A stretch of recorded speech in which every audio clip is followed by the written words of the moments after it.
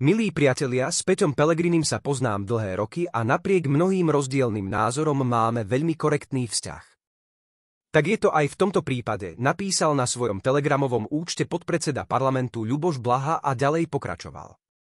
Je pre mňa kľúčové, aby v koalícii nevznikali zbytočné trenice a preto som mu včera večer napísal správu, že ma mrzí, že z takej prkotiny, ako je výzdoba mojej kancelárie, vznikla takáto bizarná politická kauza. S tým som fakt nerátal. Samozrejme, ľavicové ani národné symboly, ktoré používam, nejako neľutujem, sú mojou podstatou. A nie, v mojej kancelárii nie je miesto pre Zuzanu Čaputovú. Také sú fakty. Dôležité ale je, že si tieto veci vieme s Petrom Pellegrinim vysvetliť a že sa vzájomne rešpektujeme. Tak to má byť.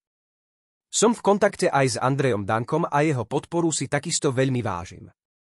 Moji priatelia zo Smeru stoja za mnou, sme skvelý tím a to je rozhodujúce.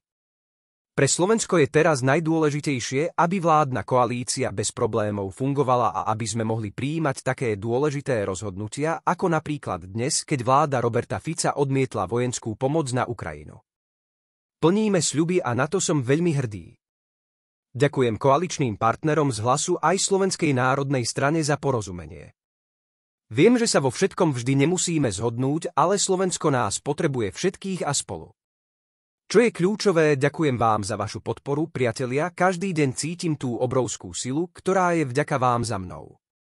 Sú nás 100 000 hrdých vlastencov a ľavičiarov.